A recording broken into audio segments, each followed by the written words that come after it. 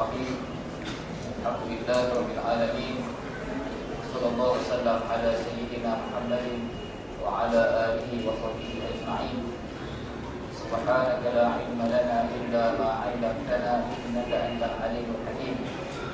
Rabbana shrah lana sadrana wa yassir lana umurana waftah 'alaina futuhal 'arifin kama fatahta 'ala anbiya'ika wa 'ala awliya'ika wa 'ala 'ibadika shalihin. Allahumma faqihna fid din wa 'allimna at-ta'wil wa hdina ila siratal mustaqim. Wa la haula wa la quwwata illa billah al-'aliyyil 'azim al-'aliyyil hakim. Wa ba'du. Kita sambung semula pengajian kita matan al-hujjah. Kita dah sampai ke tajuk fardu al-wudu. Qala al-musannif rahimahullahu ta'ala wa nafa'ana bihi wa bi'ulumihi wa 'ulumi masyayikhina fid-darain amin. Qala faslun furudul wudu'i wa sunanuhu. Furudul wudu' wa sunanuhu. Pasal yang menceritakan tentang, membincangkan tentang fardu wudu dan juga perkara yang sunat dalam wudu.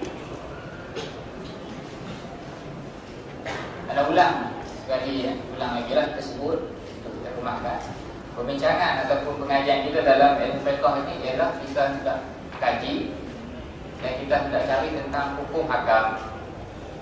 Kita dah sebut hukum ni wajib, sunat, mubah, makruh, haram. Ini yang asasnya.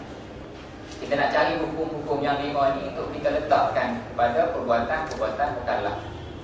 Kita nak letakkan hukum-hukum ni kepada perbuatan-perbuatan manusia lah. Kita sebut secara mudahnya, kerana kita ni manusia. Jadi ilmu fiqh tujuannya untuk bincang tentang apakah hukum bagi setiap perbuatan.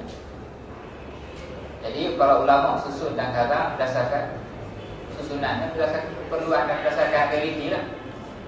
Yang paling penting ataupun yang paling banyak sebagai muslim ini yang perlu kita tahu ialah berkaitan dengan ibadah. Sebab ibadah ini perkara yang wajib ke atas semua orang. Jadi disusunlah, dimulakan dengan bab solat dulu. Dia masuk bab puasa, zakat dan haji. Di bab solat kena mula dengan taharah dulu. Jadi ala kulli hal, perbincangan kita dalam ilmu fiqh adalah kita nak cari hukum terhadap perbuatan manusia. Dan susunannya dimulakan dengan, disusun dengan kadar keperluan.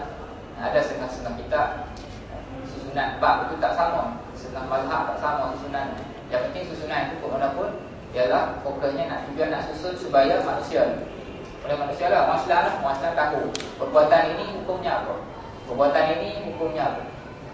Jadi sekarang ni kita dah masuk kepada bab wudu. Tuan pengarang start dengan dia kata faslul furudul wudu. Kita ada kat sini perbuatan manusia ni adalah al-wudu. Apa kan? Saya nak tunjuk. Kita nak masukkan. Kali pula. Nak tengok kat mana yang mana kata mana satu hukum, mana satu perbuatan. Yang ada depan mata kita sekarang ni al-wudu. Ini perbuatan manusia. Hukumnya apa? Ada hukum yang fardu. Ada perkara yang wajib dalam wudu. Wa sunanuhu. Dan ada hukum yang sunat dalam perbuatan yang nama dia al-wudu tadi. Jadi ini fokus dan juga ini matlamat kita akan cari dan kita nak capai dalam pengajian fiqh begini. Al-fardu ni fardu samalah maknanya dengan perkataan al-wajib. Al-fardu, furud ini jamak kepada fardu. Banyak fardu ni banyak fardu lah, ini furud ni banyak fardu. Cuma kita nak tengok makna al-fardu kat sini ialah apa yang disebut dalam kitab usul. Dia kata ma yusabu fa'iluhu, apa yang akan diberi pahala kepada pembuatnya, wa yu'aqabu tariku, dan akan dihukum orang yang tak buat perkara tersebut.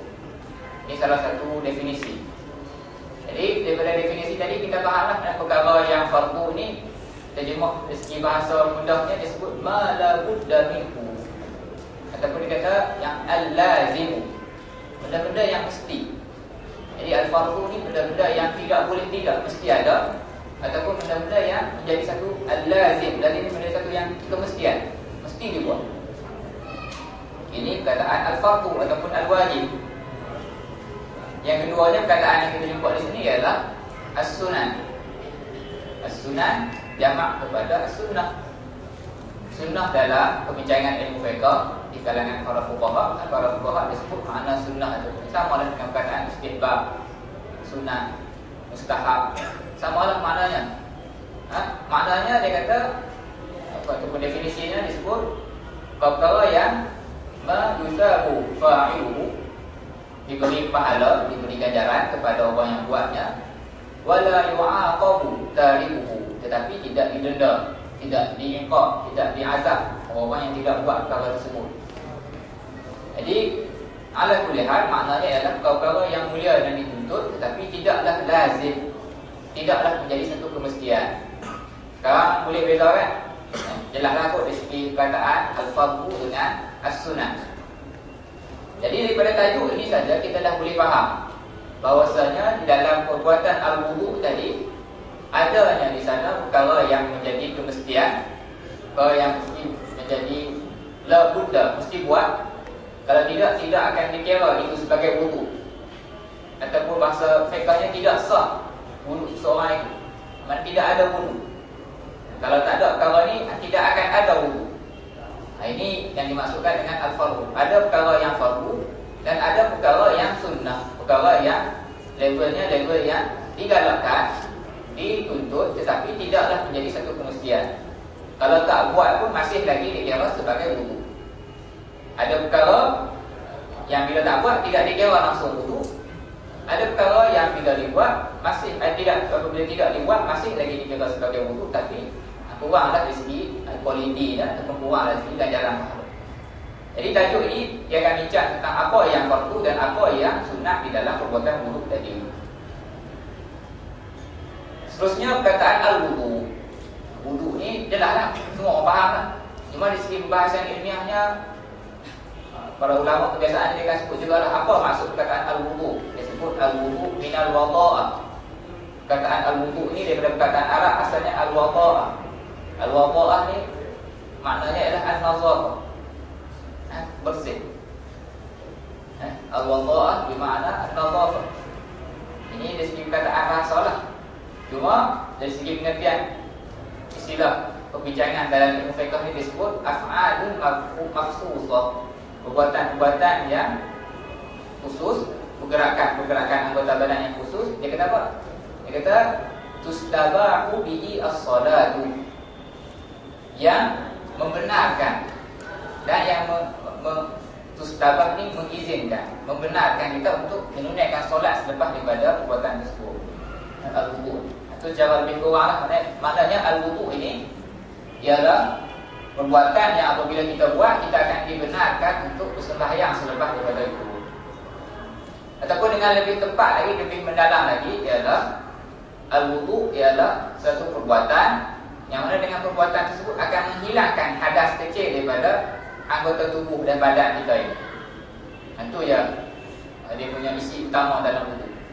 Wudu ini ialah satu perbuatan yang akan menghilangkan hadas kecil yang ada pada anggota badan seseorang manusia itu.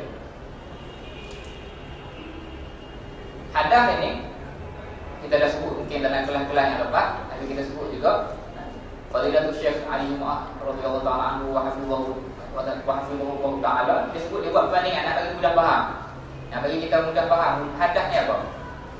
Dia kata apabila berlaku sebab-sebab hadas, kita ambil yang pertama hadas kecil.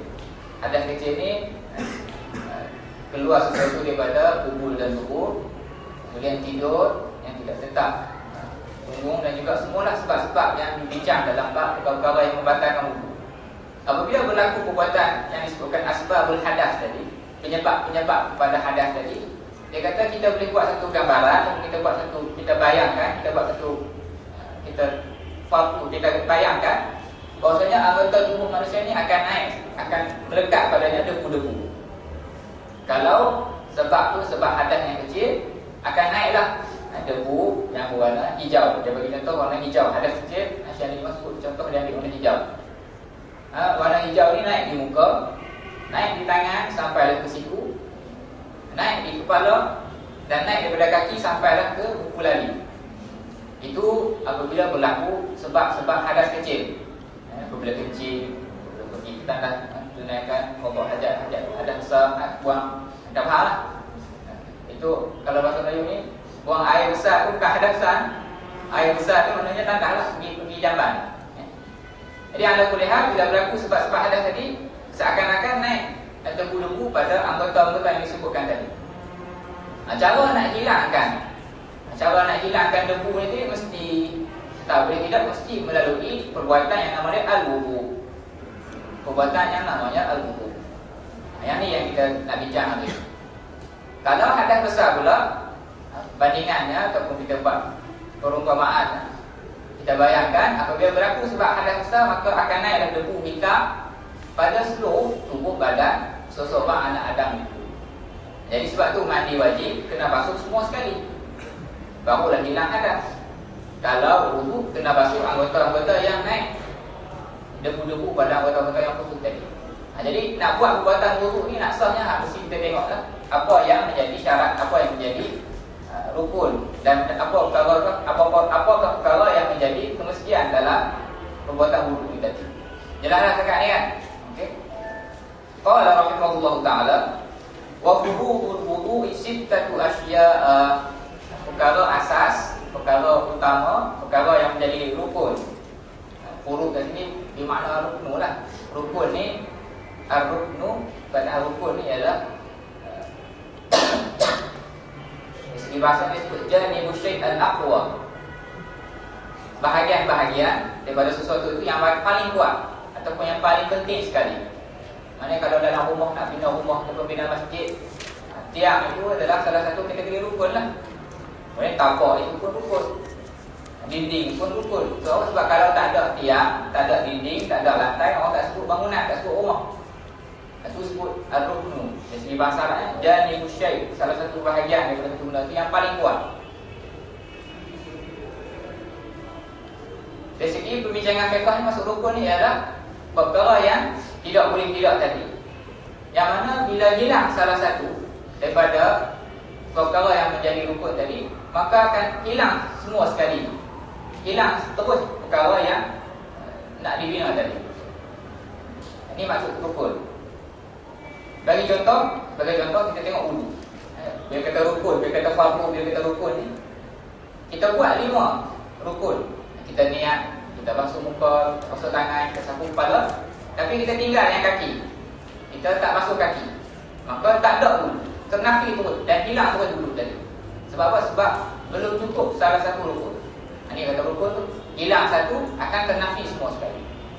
Dia basuh semua sekali, cuma dia lupa niat, maka ternafi juga yang nama wudu tadi. Jadi basuh tadi jadi basuh biasa lah, tak nama basuh yang nama dia al-wudu. Dia jadi basuh biasa, maka tak hilanglah hadas tadi. Jadi nak bagi hilang hadas mesti ada wudu. Nah, wudu tu mesti ada perkara-perkara asasi yang 6 ini. Wa wudu sittatu asya'a. Fardu bagi wudu ini ada 6 perkara. 6 perkara ni ini yang kita nak sebut bila kita sebut mengaji fiqh Syafi'i. Kita mengaji fiqh, kita mengaji hukum akad berdasarkan apa yang dididik dan diajarkan oleh Al-Imam Syafi'i radhiyallahu taala anhu. Maka ini antara contoh tempat-tempat yang kita boleh tengok perbezaan di antara seorang mujtahid dengan mujtahid yang lain. Kau mana pun tak ada masalah lah. Kena faham. Ada orang tanya, Ustaz, kenapa kita belajar fiqh Syafi'i? Kita tak belajar fiqh Hanafi, tak belajar fiqh Hanbali. Kita jawaban kita ialah nak pilih mana-mana satu untuk belajar tak ada masalah. Yang penting tunaikan ibadat, tunaikan kefarduan, lakukanlah perbuatan-perbuatan dalam kehidupan sehari-hari. Yang penting mesti bertepatan dengan hukum hakam. Nak bertepatan dengan hukum hakam mesti melalui para mujtahidin, ahli ilmu yang dapat terang hukum hakam dengan betul. Asalkan kita ambil salah satu, kita ikut pandangan-pandangan mujtahidin, pandangan orang yang layak untuk menerangkan tentang hukum hakam ini, maka kita dah diberi menunaikan tanggungjawab kita. Jadi nak belajar mana satu tak ada masalah. Cuma kenapa di tanah Melayu ataupun di Malaysia kita pengajian kita berteraskan dan dimulakan dengan kajian mazhab ada mengikut mazhab Imam Syafi'i. Ia sebenarnya berkaitan dengan persoalan sejarah sendiri lah, sejarah pendidikan. Sebab yang mula datang dalam Melayu, pendakwah dan juga tuan-tuan orang alim yang mula datang itu adalah orang yang belajar dan mengamalkan dan beribadat berdasarkan panduan mazhab Syafi'i. Jadi kenapa perlu kita ingkar? Kenapa perlu kita nak marah? Kenapa perlu kita nak timbulkan kacau bilau? Sebab itu yang ada ketika itu, tokoh-tokoh guru yang ada ketika itu untuk mengajar fiqh, mengajar cara beribadat ialah orang yang tahu beribadat berdasarkan apa yang dia belajar daripada mazhab Syafi'i. Kalau kita tengok di Mesir, tokoh ni semua ada. Tokoh Maliki ada, tokoh Syafi'i ada. Bukan seorang tu dia boleh ada 4 sekali. Ini kebanyakan masyarakat kita lah. Kalau kita tengok Syekh Ali sendiri, dia alim 4 mazhab. Dan bahkan bukan 4 lah, alim belakang. Tahu lah. Jadi nak bagi tahu persoalan kenapa yang wujud di Malaysia, yang wujud di tanah air adalah majoritinya fiqh Syafi'i. Kalau berdasarkan benda kita apa, benda itu memang perjalanan yang begitu. Jadi tak perlu untuk kita ingkar dan kita bangkang. Betul Ustaz, kalau saya nak belajar yang lain, boleh? Boleh, tak ada masalah. Asalkan buat bertepatan dengan ilmu. Cuma kena tengoklah juga, tengok keadaan, tengok suasana. Pastikan dapat itu berdasarkan. Yang penting kalau dapat ikut berdasarkan apa yang diajar oleh mujtahidin. Boleh kakak? Okey. Sekarang ni bila balik kepada bab ni, ini antara tempat yang kita boleh tengok perbezaan di antara mujtahidin. Contoh rukun wudu ini. Kalau setengah-setengah pendapat Imam bagi mujtahidin yang lain, dia kata rukun wudu 4 saja. Contohnya mazhab Imam Abu Hanifah. Imam Abu Hanifah kata rukun wudu 4 sahaja. Tak termasuk niat tolak tepi. Tak perlu niat, tak disyaratkan. Bukan nak kata tak perlu, nak kata tak menjadi rukun. Dituntut, disuruh berniat juga untuk kesempurnaan. Tapi kalau tak niat, sah ke tidak? Sah di sisi Imam Abu Hanifah. Yang lagi satu yang tak dimasukkan dalam rukun ni di sisi Imam Abu Hanifah adalah at-tartib. Tak perlu ikut turutan. Jadi senanglah sikit. Apa? Jadi mudahlah sikit kan. Lalu-lalu tepi jalan orang basuh tangan, lepas tu ada orang simbah kepala, lepas tu kita kaki terus masuk dalam sungai. Selesai wuduk, tak ada niat. Ini contoh nak bagi tahu perbandingan dan perbezaan. Jadi di sisi Imam Abu Hanifah, niat bukanlah rukun dan juga tertib bukanlah rukun. Sebab apa? Adalah alasan yang hujah-hujah dia. Masing-masing ada hujah. Semua ambil daripada ayat yang sama. Semua ambil daripada ayat Allah Ta'ala, Iza kumtum ila salati faghsilu. Semua berdasarkan ayat. Cuma cara faham dan cara olah ayat tadi yang membawa kepada perbezaan kefahaman. Okey, balik kepada tajuk balik. Okey, rukun yang pertama ataupun fardu yang pertama ialah an-niyyatu 'inda ghaslil wajhi. Yang pertama an-niyyah. Rukun yang pertama dalam wudu ialah an-niyyah. Ini tempat pertama yang kita jumpa dalam kajian kitab matan hadis yang ini rasanya kali pertama kita jumpa perkataan an-niyyah. Niat. Maksud niat ni ialah dari segi bahasanya ialah qasdu al-qalbi. Maksud niat ni adalah ala tujuan ataupun fokus hati kita tu. Kalau saya nak sebut bahasa Melayu ni mungkin tak tepat kan, kita sebut fokus lah. Kita punya fokus dan kita punya mind setting ketika buat satu perkara tu. Ni nak bagi mudah faham kan, nak terang mudah faham. Ada orang masa basuh tangan, dia basuh saja. Dia tak ada set apa-apa dalam otak dia. Saya nak bagi sahabat-sahabat nampak apa maksud niat ni secara mudah. Supaya tak jadi was-was dan tak jadi nak menyusahkan diri. Sebenarnya niat ni benda mudah saja. Benda yang bukannya sampai tahap menekan jiwa, sampai tahap nak takbir ni 14 kali kan. Niat ni maksudnya kita kesedaran hati dan kesedaran minda kita ketika kita punya fokus ketika tu tujuannya apa? Apa tujuannya? Itu maksud niat. Kerana apa? Ada orang basuh tangan, dia basuh saja. Ada orang basuh tangan tujuannya sebab nak bagi sejuk tangan. Tangan panas, tujuannya saya basuh ni sebab nak sejukkan. Jadi kerana nak sejukkan tadi, itu yang dikatakan niat dia. Ada yang tak ada niat langsung. Ada orang yang basuh tangan sebab nak hilangkan kotoran pada tangan. Jadi ketika basuh tu dia niat, aku tengah basuh ni, aku nak hilangkan kotoran pada tangan. Jadi bila berwuduk juga begitu. Yang dimaksudkan niat dalam wudu, niat dalam mandi wajib ini dalam ketika kita basuh itu, apa yang kita fokuskan, apa yang kita setkan dalam otak kita, kenapa kita buat perbuatan itu. Itu maksud an-niyah. Jelas kok sekarang ni? Mudah-mudah je. Jadi kalaulah kita pergi, masa kita basuh, kita nak buat bandingan, kita bagi contoh, bila kita ambil air, kita letak di muka kita, kadang-kadang kita tak sedap apa-apa langsung. Selesai semua. Lepas tu baru kita tanya balik, aku buat apa ni? Masa basuh tadi tak sedap apa? Jadi maknanya ketika tu tak ada lah niat. Sebab kita tak ada setting ketika tu. Kita tak ada apa? Tidak ada fokus dan hal itu. Kenapa kita basuh tadi? Ini maksud an-niyah. Sebab tu dia tu an-niyah tu qasdu al-qalbi, tujuan hati. Apa kita punya matlamat hati kita tadi ketika kita buat sesuatu perkara. Dan dalam pembincangan fiqh ni disebut qasdu asy-syai'. Kita kalau tujukan ataupun kita bermatlamatkan sesuatu perkara itu ma'a iqtiran, dalam keadaan serentak dengan fi'lihi, serentak dengan perbuatannya. Kalau sebelum buat dia tak panggil niat. Dalam bincang fiqh ni, dalam hukum ni, kalau sebelum buat tak panggil niat, dia panggil al-azmu. Dia panggil al-azmu. Azam ni kita setkan, kita nak buat tapi belum mula buat lagi. Kita dah inqadul qalbi, kita dah setkan, kita dah tetapkan selaku perkara dalam hati kita ni, kita akan buat. Cuma belum start lagi. Itu nama dia al-azmu.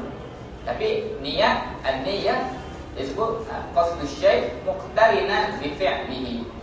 Buat niatkan sesuatu, tuju setkan, tetapkan matlamat, dan serentak dengan perbuatan tadi. Serentak dengan mulakan perbuatan. Jadi dalam wudu perlu ada setting tadi. Perlu ada penetapan matlamat tadi. Penetapan tujuan daripada perbuatan tadi. Kena ada masa bila niat ni. Kena ada ketika disebut inda wasdil wajhi, ketika membasuh muka.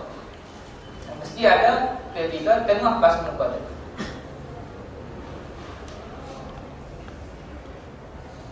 Basuh muka, ini kena faham ni. Ada setengah orang mungkin rasa benda faham dah semua, cuma kita nak sebut bagi jelas.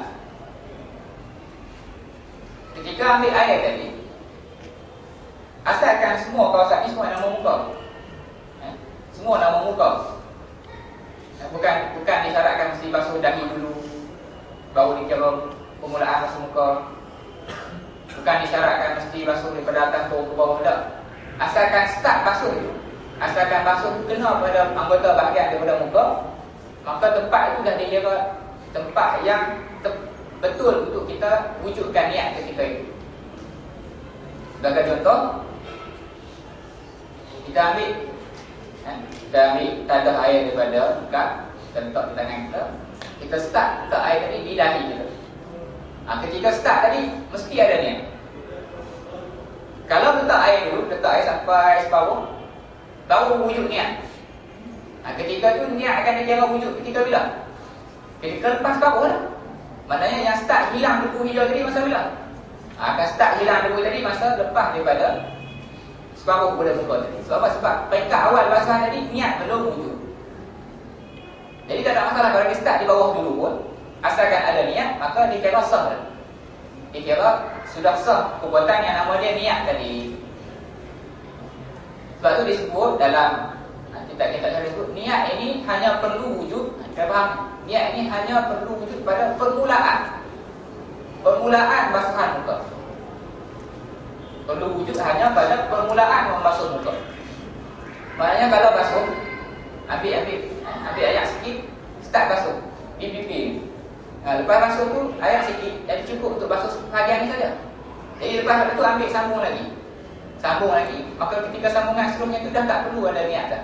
Sebab niat tadi dah ada pada tempat yang awal-awal permulaan perbuatan yang nama dia al-wudu tadi. Jadi bukanlah susah sangatlah. Bukannya susah sangat. Jadi sebab disebut an-niyatu 'inda wasdil wajhi. Caranya mudahlah. Caranya mudah, pastikan. Ketika ambil air tadi dan ketika membasuh, pastikan ada niat untuk berwudu. Niat untuk berwudu tu ada ketika kita mula membasuh. Selepas pada itu, fikirlah bab lain pun. Otak layang ke tempat lain ataupun tak fokus. Yang penting ketika awal-awal perbuatan tadi mesti ada niat tadi. Boleh kot ni? Kalau ada persoalan tanya, jangan tak tanya. Kemudian dibincangkan, kalau setakat kita mata disebutlah perlu ada niat. Dalam kitab-kitab cara disebut apa yang perlu ketika niat itu. Apa yang nak disebut mulut, jangan juga apa yang nak disetkan dalam hati. Antara niat yang disebut dalam kitab-kitab cara disebut, yang pertama kita sebut, kita niatkan nawaitu al-wudu lah. Tak sebut dengan mulut tak apa. Cuma kata, aku buat apa ni? Aku buat ni adalah untuk berwudu lah. Aku buat ni bukan saja nak basuh muka. Aku buat ni untuk berwudu. Sebab itu nawaitu al-wudu. Aku niatkan ini untuk wudu. Basuhan ini untuk al-wudu, perbuatan amal wudu tadi. Itu yang pertama, boleh diniat. Niat yang kedua yang selalu disebut juga dalam kitab-kitab cara disebut nawaitu raf'al hadath. Aku niatkan untuk menghilangkan hadath.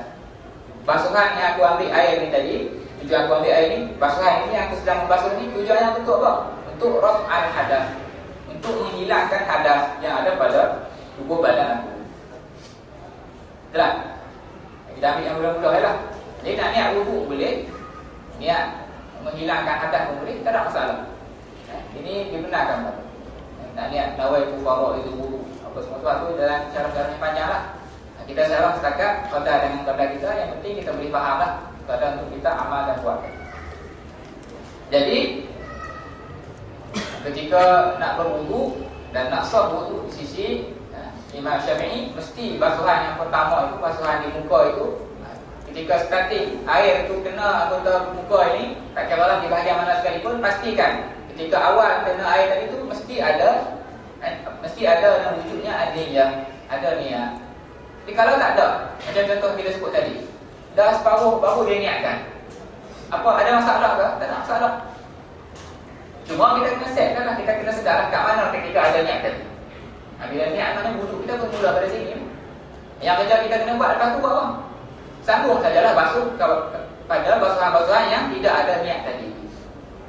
Tidak ada niat pada permulaannya tadi. Sebab apa kita sebut niat tu cukup dengan wujud ketika awal permulaan basuhan. Selepas dah wujud niat tadi, teruslah kita sambung basuhan. Kalau nak sebut bahasa kita ni nak bagi faham, mungkinlah tak tahulah tepat atau tidak. Tapi niat ni seakan-akan switch lah. Seakan-akan switch kita tekan. Switch ni nak padam, nak pasang lampu, bukan nak kena cucuk tangan setiap masa. Tak ada orang tekan switch, tekan, pegang sampai habis. Switch ni tekan sekali je, asalkan dah tekan sekali, lepas tu jalan. Sambung sajalah. Buat kerja macam misal tadi. Boleh kot? Kalau ada soalan tanya. Yang kedua, kita baca mudah-mudah lah. Yang keduanya ghuslu al-wajhi. Yang keduanya yang menjadi rukun dalam al-wudu si Imam Syafi'i, mestilah kita membasuh muka. Ghuslu al-wajhi. Ghuslu al-wajhi, mesti membasuh muka. Muka lah. Ini yang disebut apa dia kata al-wajhu ma taqa'u bihi al-muwajahatu. Muka ni si kaum Arab disebut, apakah yang dimaksudkan dengan bila disebut al-wajhu? Apakah yang termasuk dalam anggota muka? Dia sebut perkataan al-wajhu, apakah yang termasuk dalamnya yang disebut muka ni? Jadi dia sebut ma taqa'u bihi al-muwajahatu. Apa yang sempurna, apa yang akan berlaku, apa yang akan menyebabkan berlakunya al-muwajahah, berhadapan. Jadi kita bila berhadapan dengan seorang, kita jumpa orang, kita tak kali belakang kita ni. Dia tak bagi telinga kita dekat dia. Kita akan bagi anggota yang ni lah. Bila kita nak berhadapan dengan seorang, lepas tu kita al-muwajahah bi al-muwajahah, seperti dia sebut muka ni, apa yang di depan ni. Maksud ya, kalau belakang ni bukannya muwajah, bukannya wajib. Jadi sebab tu dibincangkan dalam kitab syarah bincang. Apakah yang termasuk dalam anggota disebut sebagai al-wajhu ni?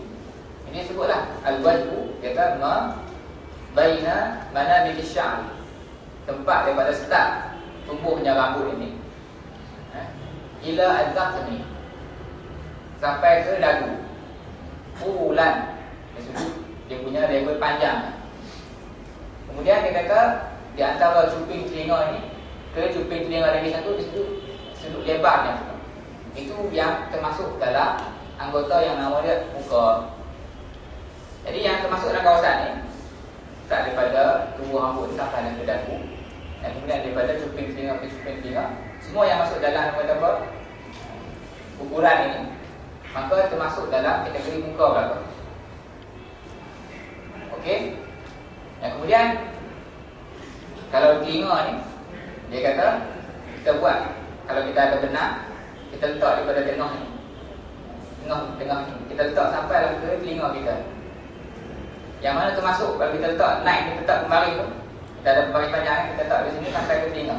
Okey, yang di bawah kembali tu semuanya masuk dalam muka belakang.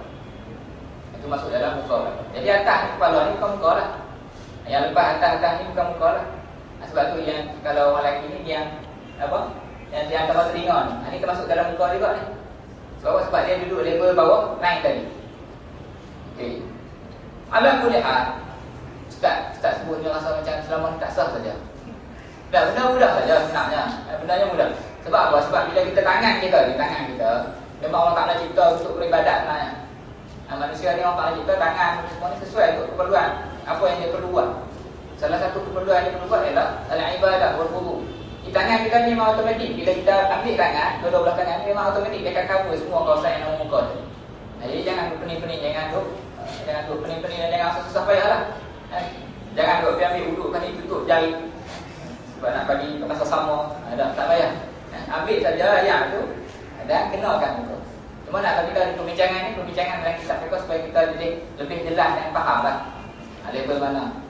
Jadi dia sebut kawasan tempat tumbuh rambut yang biasanya sampailah ke dagu, daripada cuping ke cuping telinga. Cuping ke? Bukan apa ni? Bukan cuping yang ni. Anak telinga lah, anak telinga.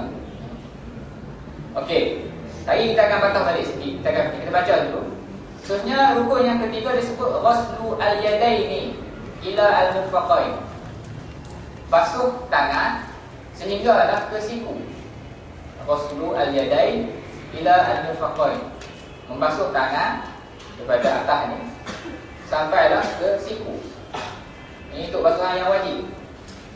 Basuhan yang wajib ni mesti basuh. Selepas basuh muka tu mesti basuh tangan daripada jari ni sampailah ke siku. Daripada atas ni sampailah ke siku, mesti basuh. Jadi kedua-dua belah tangan. Ghuslu al-yadain ila al-murfaqain. Rukun yang keempat, mashu. Ini beza. Jadi kita dah jumpa ghuslu, basuh. Sampai di sini kita sebut mashu. Mashu ba'di ar-ra'si. Membasuh sebahagian daripada kepala. Ya, apa beza al-mashu dengan al-ghuslu? Al-ghuslu, basuh ni ialah air itu dia akan mengalir dengan sifat tabi'i. Air itu lalu dan keadaan dia mengalir. Memang dia mengalir. Sebab tu kita ambil ayam dengan tangan kita ni, kita letak dari atas, dia akan mengalir lah. Bila kita lalu dengan tangan tu, memang dia akan lalu lah dengan sifat tabiat dia sebagai air. Air itu akan lalu. Kalau al-mashu ni cukup dengan ada lembab. Kita lembabkan tangan, lepas tu kita buang sampai tak ada masuk titik-titik air tadi, tapi tangan masih lembab lagi. Tapi tak kering lagi lah. Tangan tu dah lembab, cuma tak ada nampak titik-titik tu, tak nampak pun titik-titik, tapi tangan masih lembab. Lembab inilah yang nama dia al-mashu. Kita lalukan lembapan kepada kepala, itu yang disebut al-mashu. Jadi dalam perbuatan yang nama al-wudu ini, ada dua tempat yang kita akan sapu. Ada dua tempat yang biasanya kita akan sapu. Yang pertama sapu kepala, yang keduanya sapu pada khuf. Siapa-siapa yang pakai khuf, ada tajuk khusus dalam wudu ni, tajuk masalah sapu khuf. Khuf itu ada syarat-syarat. Salah satu syarat dia lah, dia tak perlu basuh. Tak perlu basuh simpah hayat ni. Dia cukup dengan lembabkan tangan, terus kita letak tangan kita pada khuf tadi, sudah dikira al-mashu. Jadi boleh faham yang pertama bezakan al-mashu dengan al-ghuslu. Boleh. Yang keduanya kat sini disebut ba'di ar-ra'si. Sebahagian saja daripada kepala. Di dalam kitab syarah disebut ar-ra'si. Boleh kita sapu pada rambut, boleh juga kita sapu pada kulit. Siapa-siapa yang tak ada rambut, sapu kulit lah. Siapa-siapa yang ada rambut, boleh pilih lah nak sapu yang mana satu. Kemana pun sah. Kalau kena rambut pun sah, kena kulit pun sah. Dikira sapu tadi, sapuan tadi. Cuma disebut ni al-ba'du. Sebahagian ni banyak mana? Sebahagian ni banyak mana disebut dalam setengah kitab fiqh sebut dia punya keluasan dia sekurang-kurangnya keluasan 3 helai rambut. Ni yang selalu salah faham ni. Ada orang salah faham, dia kata ustaz sekurang-kurang sapu kepala ni seorang kena sapu 3 helai rambut. Jadi dia ambil rambut dia tarik daripada ujung sampai ke ujung. Yang rambut banyak ni pusing lagi sampai ke sini. Ada yang dimaksudkan 3 helai itu keluasan jarak kena ambil banyak mana. Kita sekurang-kurangnya aqallu al-mujzi, sekurang-kurangnya kawasan yang luas itu luas 3 helai rambut. Maksudnya sikit sangatlah. Betul kalau kita ambil ni jenis orang malas. Itu pakai banyak rambut banyak, kopiah pula baru beli. Jadi malas nak buka. Jadi dia masa tempat masuk kepala, sapu kepala, lembapkan tangan, ditarik, letak jari kami sah. Dari segi sahnya sah sebab dia dah buat rukun dia. Sebab bak tu ni sebahagian isi macam ini cukup dengan kadar keluasan 3 helai rambut tadi. Bukan yang maksud kena basuh 3 helai tu. Faham kan? Boleh kan? Jadi kalau yang jenis malas sangat-sangat, malas lah, tolak sikit, tak lah. Jadi kawasan kepala ni semua atas ni, start daripada atas ni sampailah ke belakang, sampai ke kita punya leher. Leher ni tak termasuk lah. Jadi kalau kata dia cucuk lah, bukan cucuk, dia letaklah jari dia kat mana pun, dia lembapkan jari tadi. Dia malas nak buka kopiah ke depan, dia letak kat belakang, cucuk kat belakang. Sah wudu dia. Sebab apa? Sebab dia dikira masku dan dikira sapu sebahagian daripada kepala dia. Jadi boleh berapa lah. Sebab tu kat sini kena faham dua perkara. Yang pertama masku, apa maksud al-masku tadi. Yang keduanya faham pada keperluan kadar minimum tadi. Kalau pendapat Imam Abu Hanifah kata kena sekurang-kurangnya 1/4. 1/4 tu kan dia letak syarat di depan ni. Allah Allah bisa tengok lagi. 1/4 maknanya 1/4 mesti sapu sekurang-kurangnya 1/4 kepala. Kalau Imam Malik dia letak syaratnya mesti sapu semua kepala, seluruh kepala, mesti sapu semua sekali. Ketiga-tiga semua sepakatlah sapu, bukannya basuh. Tapi yang bedanya cuma kadar banyak mana, keluasan tu banyak mana yang nak kena sapu dan nak kena basuh. Adalah hikmah dia. Adalah hikmah, masing-masing ada hujah, masing-masing ada hadis yang disandar pada apa yang disandarkan pada hadis ini, disandarkan pada dalam istilah mereka itu. Cuma salah satu hikmah dia ini dicontohkan oleh Fadilatul Syekh Tahar Rayyan. Syekh Tahar Rayyan ni mengajar syarah Riyadhus Shalihin setiap hari Ahad selepas zuhur. Syekh Tahar Rayyan Allah Taala disebut antara mujtahid bagi mazhab Maliki hari ini. Di Mesir ni dan sebut sahabat-sahabat tokoh yang hebat-hebat. Tokoh-tokoh yang besar ni banyak, cuma kita tak perasan yang kita tak tahu. Syekh Tahar Rayyan salah seorang mujtahid mazhab Maliki yang ada zaman hari ini. Dan dia salah seorang ustaz profesor fiqh muqarrar di Azhar Syarif. Dia Fadilatul Syekh ni memang terkenal sebagai seorang alim bagi mazhab Maliki. Bukan cakap Maliki lah, fiqh muqarrar ni alim semua mazhab. Tapi dia punya kepakaran dalam fiqh Maliki ni dikirakan yang nombor 1 lah di Mesir ni. Jadi dia letakkan disiplin dia. Dia kata aku walaupun aku tahu banyak sahabat, tapi dalam untuk soalan beribadat dan taat pada Allah Ta'ala ni, aku taat pada Allah Ta'ala berdasarkan apa yang aku belajar daripada Imam Malik. Tawaduk yang wajib. Walaupun level dan level musyrik. Kalau kata fiqh muqarrar ni alim semua lah. Tapi dia kata aku beriltizam, aku ikut panduan ibadat ni, aku kan ikut berdasarkan apa yang Imam Malik ajar. Jadi istihad dia akan pakai Imam Malik lah. Dalam keadaan macam tu sekalipun, dia kata aku tahu, dia nakal daripada Fadilatul Syekh Ahmad Haji. Disebut dia kata apa? Kerana pendapat mazhab Syafi'i lah. Bila aku pergi melakukan haji di Mekah, dan haji itu panas. Jadi bila panas, kalau lah nak basuh satu kepala, nak lembabkan satu kepala, tengah-tengah panas terik. Dia kata kalau dah terpusat pegang pendapat Imam Malik ketika itu, mungkin dengan aku sekali akan perasan dah, akan bawa sakit lah kepala badan. Jadi ketika itu nampak kata apa? Hikmahnya. Kenapa Allah Ta'ala atur kan bagi dari segi pendapat ada dengan hikmah Allah Ta'ala jadikan berbagai pendapat. Tapi dengan syarat lah pendapat tadi itu bukan orang tepi jalan pula. Nampak ada orang kata, setengah orang kata kita berbeza pendapat. Kena faham.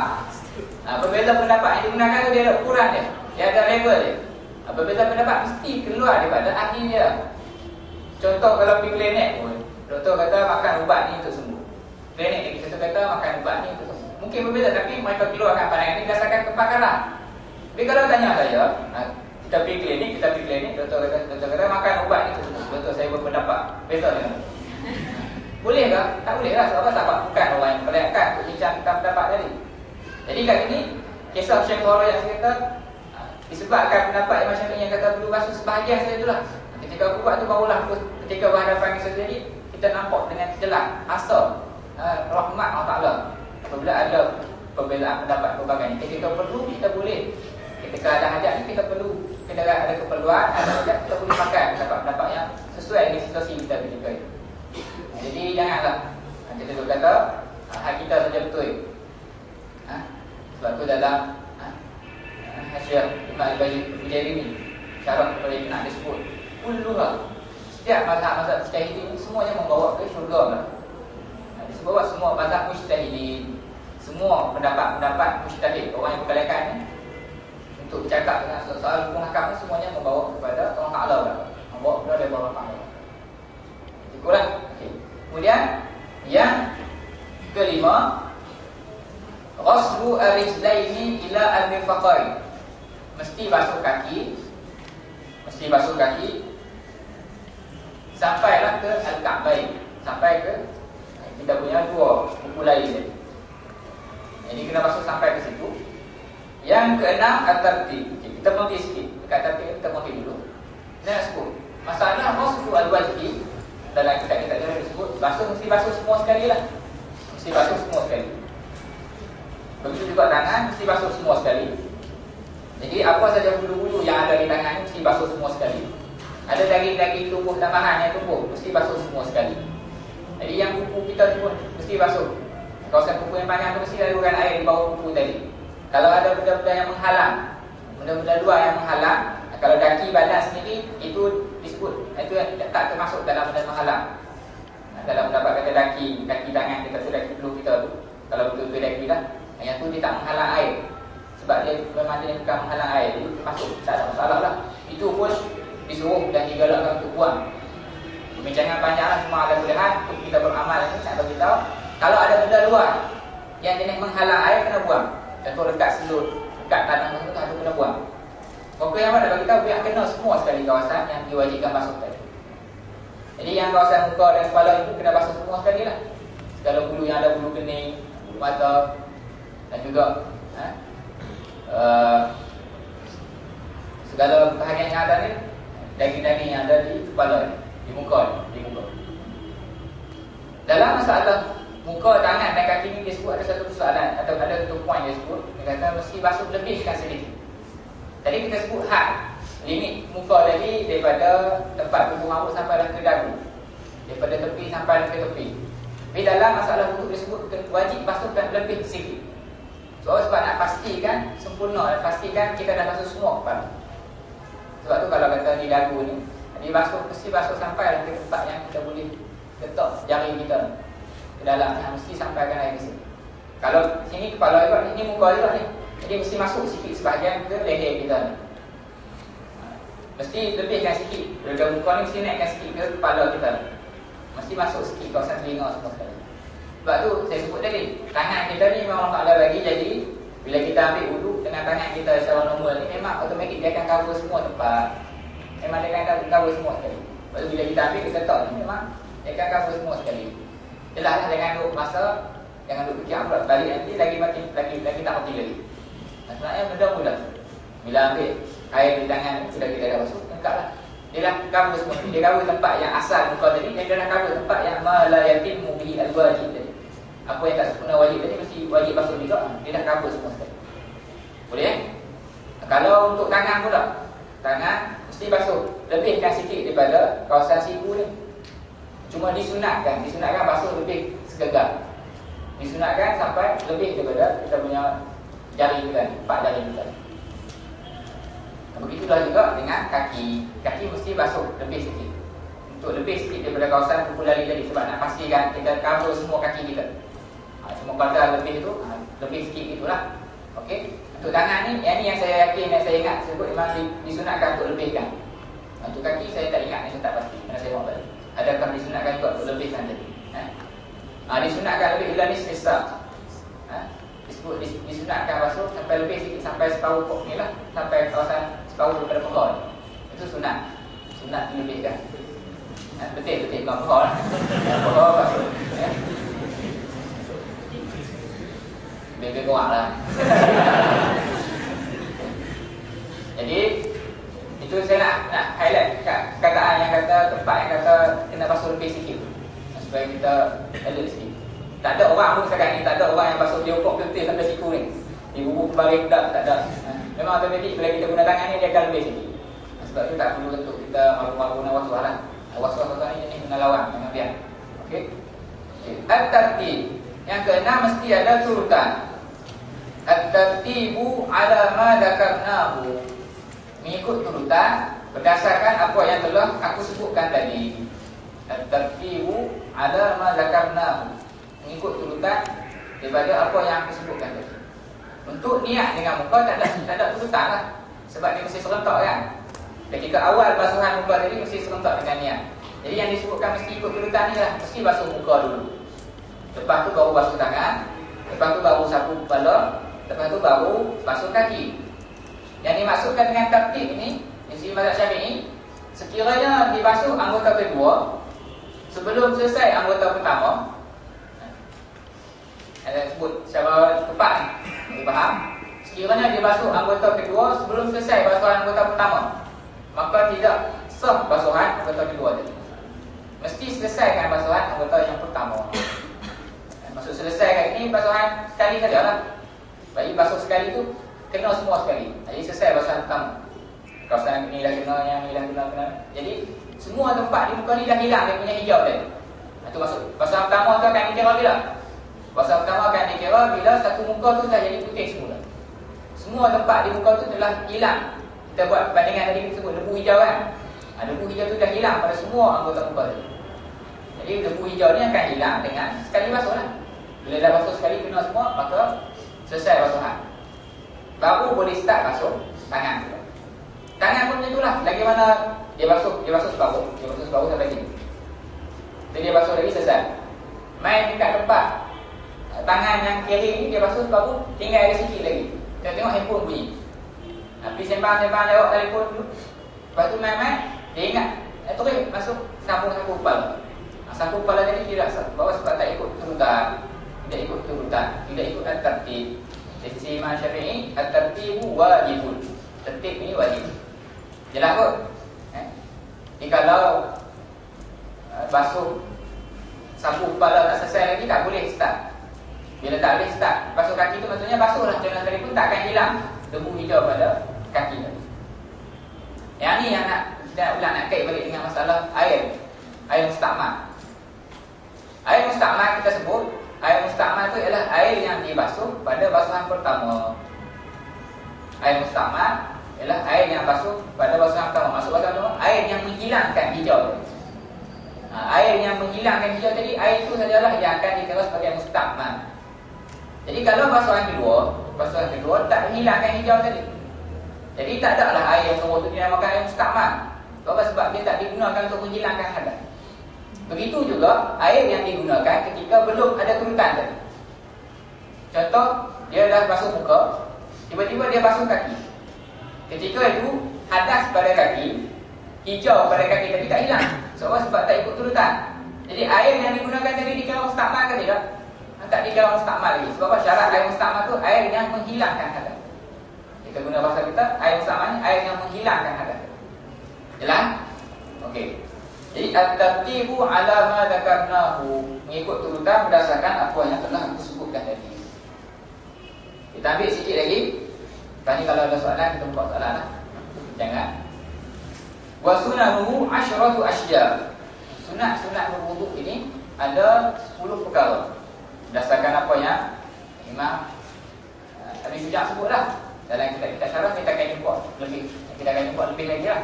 Okey. Mau kita baca apa yang ada di sini. Yang pertama at-tasmiyatu. Mesti sebut bismillahirrahmanirrahim. Di sini nak dapat pahala lah. Maksud mesti itu bukan mesti wajib ni. Kena sebut bismillah. Itu sunat. Masa bila nak sebut ni? Masa ketika kita start basuh tangan. Basuh tangan yang sunat. Masa start basuh tangan yang sunat ni, dia kena ada 3 perkara. Yang pertama, kena ada basuh, start basuh. Yang keduanya, kena ada start sebut bismillah. Yang ketiganya, kena ada niat juga. Masa ini kita akan sebut apa beza niat yang di tempat basuh tangan ni dengan beza niat yang di muka. Okey? Simpan dulu. Jadi kita akan sebut. Jadi at-tasmiyah itu disebut sekurang-kurangnya bismillah. Sekurang-kurangnya aqalluha bismillah wa kamaluha bismillahirrahmanirrahim. Yang sempurnanya sebut bismillahirrahmanirrahim. Boleh tegak ni. Yang keduanya ghusl kaffaini, membasuh 2 tangan. Kaffain ya. Al-kaffu. Ini 2 tangan ya. Qabla ilkharihima al-ina'a, sebelum kita masukkan tangan kita ni ke dalam bekas. Kalau kita ambil wuduk daripada kolam, ambil wuduk daripada bekas lah. Jadi sunat basuh dulu. Jadi sekarang kita tak ada bekas, yang ada pipe. Sama lah. Yang penting basuh tangan dulu. Basuh tangan yang sampai ke siku atau sampai ke pergelangan tangan ni, disebut sunat dalam berwuduk. Jadi ketika basuh ni lah disunatkan untuk sebut bismillah. Okey. Kalau setengah pendapat Imam Ahmad bin Hanbal, dia wajibkan bismillah. Wajibkan bismillah. Kalau tak baca bismillah tak sah wuduk. Ikut pendapatnya ada dalam Imam Ahmad bin Hanbal. Sebab tu bahasa ini bismillah ni sangat-sangat disuruh. Sangat-sangat digalakkan lah. Sebab nak elak daripada perbezaan pendapat dengan Imam Ahmad bin Hanbal. Yang ketiga, al-madmadatu wal istinsyaq. Al-madmadah ni berkumur, al-istinsyaq ni sedut air masuk ke hidung ni sampai ke khusyu. Khusyu ni sampai tempat kita rasa pedih. Sedut air, itu dapat al-istinsyaq. Selepas sedut itu, ayat nombor tu kita disunatkan untuk embus pula. Disebut al-istinthar. Ini yang tak ada di sini. Disunat belakang. Kumur pun sunat. Al-istinsyaq, sedut air itu pun sunat. Lepas dah sedut tu, kita embuskan pula. Keluarkan kotoran-kotoran yang ada di hidung itu pun sunat. Semua tu sunat 3 kali. Basuh tangan jadi pun 3 kali. Sekurang-kurangnya kalau malas-malas sangat, buatlah sekali. Sebab itu disebut aqalluha, sekurang-kurangnya sekali. Wa kamaluha 3 marrat, 3 kali. Al-istinsyaq, al-istinsyaq. Berkumur pun itulah juga. Bahkan berkumur tu bagi orang yang tidak berpuasa. Tidak berpuasa tu disunatkan untuk dia bersungguh-sungguh dalam berkumur. Jadi sebut sampai ketika kumur tu dia sampai ke sini, sampai ke halak, sampai ke kita bersihkan sampai ke kompong ni lah. Bukan telan ni. Sampai ni kita macam biasa buat lah. Kita kumur sungguh-sungguh biar hilang. Kita pusingkan air dalam mulut tu sungguh-sungguh. Cuma itu yang sempurna. Kalau payah-payah tak ada malas dia masukkan air dalam mulut pun, dia tak buat apa pun, seperti dia luah balik. Itu dah dikira dah dapat pahala sunat. Sunat berkumur tadi. Yang sempurnanya pusingkan idaratul ma fil fami, pusingkan, keluarkan air dalam mulut tadi sampailah kita sampai bunyi yang kita duduk itulah apa yang lalu sampai dia buat bunyi kan. Bukanlah mesti buat bunyi tu. Yang kita apa? Kadar kumuran kumur tadi, berkumur tadi. Yang keempat, masku jami' al-ra'si. Sunat membasuh semua kepala kita. Jami' al-ra'si. Sunat membasuh semua kepala. Cara dia tadi. Ambil air, basuh tangan, lembapkan tangan tadi. Dia bagilah bagi apa? Hilangkan lembapan tadi juga. Tak bagi lembap tak apa, cuma ambil air, lembapkan tangan. Dan cara dia tadi. Tangan ni ibham, apa kita punya ibu jari. Letak di sini, tangan tak. Kita tariklah sampai ke belakang. dikira, belum dikira satu lagi. Lepas tarik kalau ke depan tu dikira sekali sekali sapuan empat. Tangan kita sini, kita tarik ke belakang, tolak balik ke depan, ini dikira sekali. Ini untuk orang yang rambutnya panjang lah. Kalau orang yang rambutnya pendek, disebut rambut pendek ni cukup dengan sekali saja ke belakang. Kalau tempat dia tak faedah dah pergi ke depan. Sebab apa? Tempat dia dikira selesai. Kalau orang yang rambut pendek sangat, jadi dah cukup dah kan. Yang tujuan tolak belakang ni nak bagi cover rambut yang bahagian bawah pula. Jadi untuk orang yang rambut pendek disebut lah, kita kata sekali itu dah cukup dah. Tarik ke belakang. Itu cara menyapu kepala. Jadi nak bagi sapu kepala tu sampai ke belakang. Jadi kita masuk jami' al-raks. Ini sunat. Sunat jadi pada sini. Nak kira satu dua tahu kan? Ke belakang dan ke depan tu dikira satu. Untuk orang yang rambutnya panjang macam biasalah. Untuk orang yang pendek kita dah cukup dah. Kemudian taslilu al-lihyatil kathah. Untuk orang yang ada janggut yang tebal. Janggut yang tebal ni disebut janggut yang bila kita duduk dalam jarak bersembang kita apa masa satu khutbah ni, jarak kita berbincang dengan orang speaker ni, kita dah tak nampak dah kulit. Janggut orang lelaki ni kita dah tak nampak dah kulit. Ini disebut lihyah al-kathah. Lihyah yang al-kathah ni yang tebal ni tak wajib basuh semua sekali. Kena bagi basuh sampai ke dalam ni tak wajib. Cuma wajib kita basuh muka tu kita wajib kita sapu semua sekali lah, tarik basuh yang kawasan zahir. Zahir kawasan luaran kepada janggut tadi. Mesti basuh kawasan zahir tadi.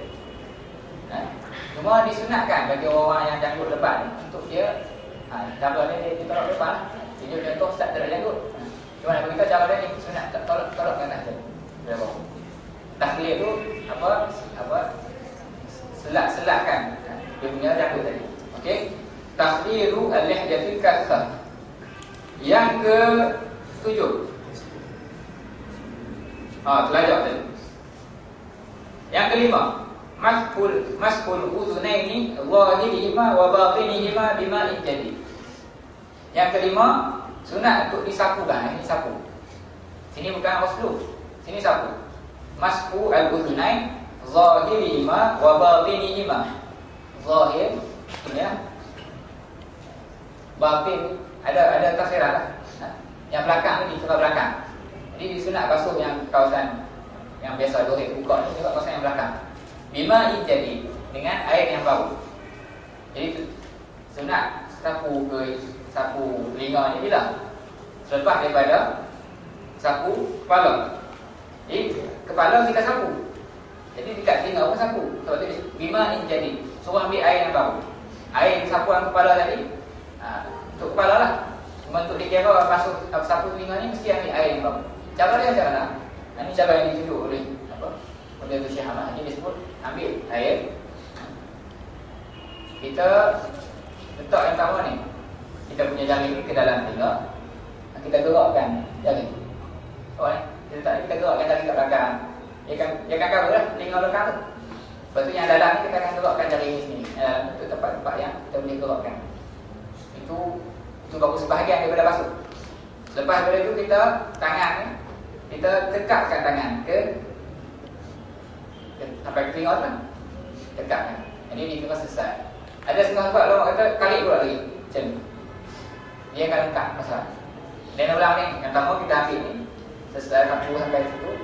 Gerakkan sampai itu kita tutup. Nak lekatkan ni kita tarik sekali. Itu dah dikira satu sapuan kepada telinga. Jelas kot? Itu dikira satu sapuan dengan sunat sapu 3 kali dengan air yang baru pada setiap kali tadi. Boleh. Yang ke-7, tasmilul asabi'il yadaini wa rijlain. Tasmil ni selakkanlah. Gunakan jari kelingking ni untuk selakkan. Untuk yang kaki lah. Kalau untuk tangan, sunat buat daripada atas ni. Buat sini. Tasbih ketika basuh tangan yang kanan, sunat buat macam ni. Daripada atas, ni sunat lah. Dalam sisi mazhab ni sunatnya buat bukan buat macam ni. Sebab apa dia nak sebut bezakan wuduk dengan basuh tangan biasa. Ini pun sunat buat daripada atas. Itu tasbihul asabi' untuk jari tangan. Kalau jari kaki, guna jari kaki, jari kelingking ni untuk diselakkan. Start daripada hujung jari kelingking sampailah ke depan jari ibu jari lah. Begitu juga yang sebelah sini. Guna jari daripada hujung sampailah ke Jari kaki jari. Yang penting masa basuh tu lah, masa basuh lah. Dia sebut tadi tu, yang saya sebut guna jari itu disebut kamal sunnah. Sunnah yang paling sempurna. Yang paling sempurna lah. Cuma kalau kita guna jari mana pun, kalau asalkan kita buat takbir tadi, sesat. Macam ni juga lah.